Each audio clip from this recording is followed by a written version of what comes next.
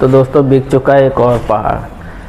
अरावली जो पहाड़ है इसमें ये बिक चुका। और हमारे पत्रकार महोदय हैं वो कह रहे हैं कि भैया ये दिल्ली का प्रदूषण है वो अरावली पहाड़ के कारण है। महोदय जी, जब आप केजरीवाल की सरकार थी तब आप कहाँ थे?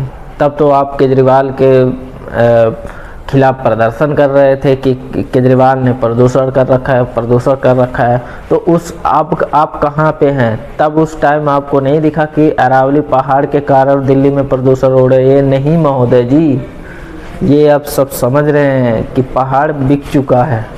और पहाड़ बिकने का कारण है दो ही लोग। जो ये पहाड़ बिके हैं तो इसमें फ़ायदा दो लोगों को है और नुकसान कितने लोगों को है? ये जो आसपास के वहाँ बसे लोग हैं, जो उससे लगा सटा राज्य सीमा है, जिस राज्य की सीमा है, उन लोगों को नुकसान है।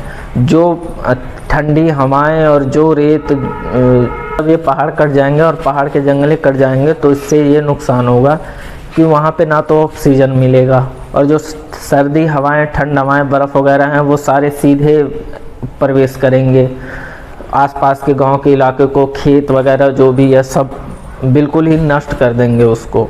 और जो आसपास के गांव हैं बहुत बुरा हाल हो जाएगा।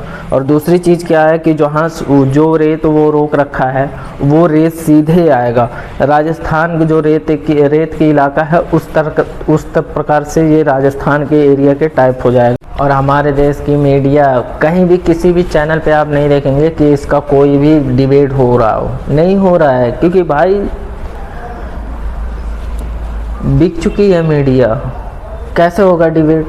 उसको छुपाने के लिए हमारे देश की, हमारी जो मीडियाएं हैं वो कह रही हैं कि दिल्ली का प्रदूषण, नोएडा का प्रदूषण अरावली पहाड़ है। महोदय जी, आप इतनी सफाई मत दिया करो, आपको टाइम से पेमेंट मिल रही है, ये सब जानते हैं। लेकिन लोगों के लिए भी, अगर इस देश के लोगों ने नकार दिया ना तो रोड पे आ जाओगे।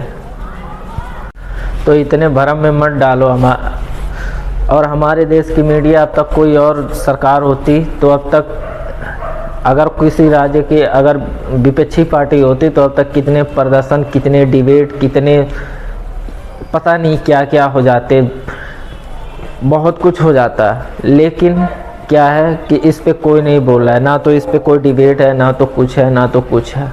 अब ऑक्सीजन ख़त्म हो जाएगी, जंगल कट रहे हैं। एक तरफ तो माँ के नाम पे एक पेड़ लगाया जा रहा है, दूसरी तरफ एक पेड़ के नाम पे पूरा जंगल का जंगल काटा जा रहा है। ये कहाँ का रूल है भाई?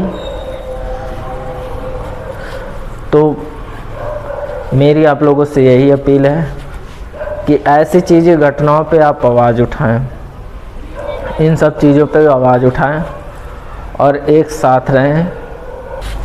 तो दोस्तों, मेरा किसी के खिलाफ बोलने का मतलब नहीं है, लेकिन मेरे जो देश के प्रति है वो सोच है। अब इसमें अंधभक्तों को बुरा नहीं लगेगा। अब इसमें अंधभक्तों को देखो बुरा लग सकता है, क्योंकि अंधभक्त प्रजातियां ऐसी हैं जो बुरा लग सकता है उनको। तो मिलते हैं दोस्तों।